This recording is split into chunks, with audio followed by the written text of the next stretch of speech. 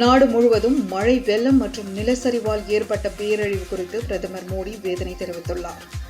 மன் கி பாத் நிகழ்ச்சியில் இன்று உரையாற்றிய பிரதமர் மோடி, கடந்த சில ஆண்டுகளாக இந்தியாவை பாதுகாப்பதில் தங்கள் உயிரை தியாகம் செய்த வீரர்களின் நேர்மையும் செயல்திறனையும் நினைவு கூர்வதாக தெரிவித்துள்ளார்.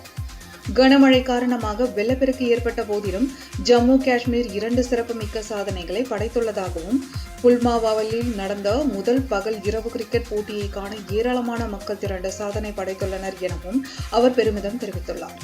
2வது சாதனை ஸ்ரீநகரில் நடந்த முதல் கேலோ இந்தியா நீர் விளையாட்டுப் போட்டிகள்.